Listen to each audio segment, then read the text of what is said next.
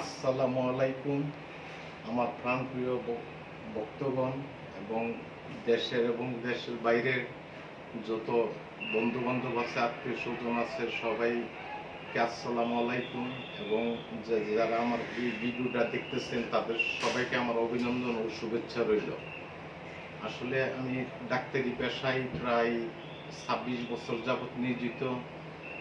ডাক্তারি পেশার পাশাপাশি আমি অনেকগুলি ট্রিটমেন্টই করে থাকি এবং অভিজ্ঞতা অর্জন করছি। যেমন আমরা কোনো ওষুধের সাথে কি খাবার খেলে অসুখটা তাড়াতাড়ি ভালো হয়, এটি সম্বন্ধে আমরা একটু ভালো ধারণা দিতে পারলে রোগী খুব তাড়াতাড়ি ভালো হয়। ধরেন বাচ্চার নিউমোনিয়া বা কয়েকদিন পর পর জ্বর আসে অথবা কয়েকদিন পর পর ঠান্ডা লাগে, আমরা প্রায় ডাক্তারের কাছে নিয়ে আসি, কিন্তু আমরা জানি না যে কিভাবে এটা বাচ্চাকে মানে সুস্থ রাখার জন্য এবং খুব তাড়াতাড়ি যাতে জ্বর না আসে, খুব তাড়াতাড়ি যাতে সে সুস্থ হয়ে যায়, যে কি ট্রিটমেন্ট কথা করতে হবে। এরপর আরও আছে মহিলাদের গাইনি বিষয়ক সমস্যা।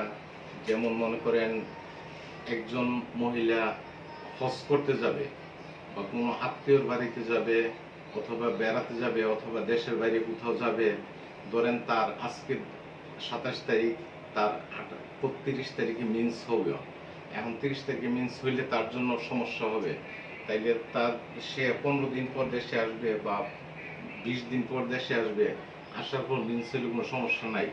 ওইটার জন্য আমরা 20 দিনের একটা ট্রিটমেন্ট ওনাকে দেওয়ার পর ওই ওষুধগুলি ব্যবহারের পর 20 দিন পর ওনার আবার মিন্স ওই।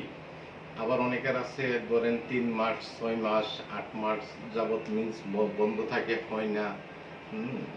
আবার অনেকের কোনো কারণে কনসেপ্ট হয়ে জায়গা শুধু বাচ্চা থাকে পেটে বা আপনার ইয়াতে, যে কুলের বাচ্চা থাকা অবস্থা। আবার পুনরায় প্রেগনেন্ট হইলে আমরা এটার জন্য একটা ভালো সাজেশন দিয়ে থাকি। আমি একজন এসএমসির ব্লু স্টার ডাক্তার। আমাকে বাংলাদেশের প্রায় প্রতি জেলাতে ইচ্ছে চেনার কথাই, কিন্তু আমি হয়তো সবার সাথে পরিচয় হইতে পারি না, কারণ আমি ইউটিউবে আসি না। আজকে একটু 2-3 মিনিটের জন্য আপনাদের সামনে আসলাম। আমি বাসির ডাক্তার, আমার নাম বাসির ডাক্তার।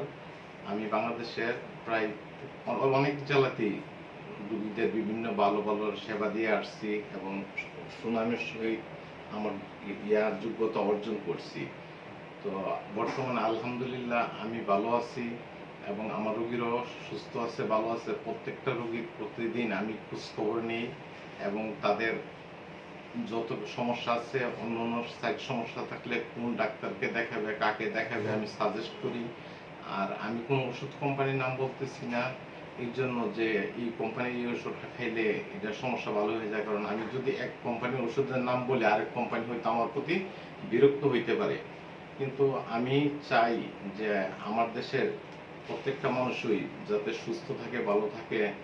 ধরেন আপনি একটা বাচ্চা হওয়ার পর মা চেষ্টা থাকে বাচ্চাকে বুকের দুধ খাওয়ানোর জন্য, কিন্তু বুকের দুধ কোনো অবস্থাতে আসে না। ফার্মাসিউটিক্যাল ওষুধ খা বা গুঁড়া মাছ খা বা আপনার খা, মানে ধরেন বিভিন্ন ধরনের শাক সবজি জাতীয় খাবার দাবার খাওয়ার পরও দুধ আসতেছে না। কিভাবে দুধ আসবে, এটার জন্য একটা ট্রিটমেন্ট আছে। তারপর বাচ্চার ঘন ঘন জ্বর আসলে, ঠান্ডা লাগলে, নিউমোনিয়া হইলে কিভাবে বাচ্চা তাড়াতাড়ি সুস্থ হবে, এটারও একটা সাজেস্ট আছে।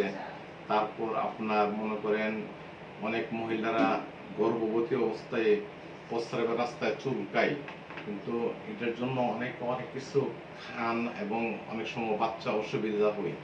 এটার জন্য শুধু একটু ক্রিম ব্যবহার করলেই মোটামুটি আল্লাহর মতে সুস্থ হয়ে যায়। এবং চুলকানো থাকলে সব ধরনের ওষুধ খাওয়া যাবে না, প্রেগনেন্ট অবস্থা সব ধরনের ওষুধ খাওয়া সম্ভব না, এটা তো সবাই আমরা জানি। এরপরও আমি বলতেছি আর কি। আর বিশেষ করে আমার নিকট যে যে রোগী আসে, যে যে সমস্যা নিয়ে, সবগুলি রোগীরই আমি ভালোভাবে চিকিৎসা করতে চেষ্টা করি এবং আমার দ্বারা সম্ভব না হলে আমি তাদেরকে অন্য ডাক্তারকে রেফার করি। রেফার করার মাধ্যমে রোগীরা সুস্থ হইলে আমি দোয়া পাবো, এটি আমার একমাত্র আশা। আর সবাই আমার জন্য দোয়া করবেন। আমি পরবর্তী ভিডিওতে আপনাদের জন্য আরো নতুন কিছু টিপস নিয়ে আসবো।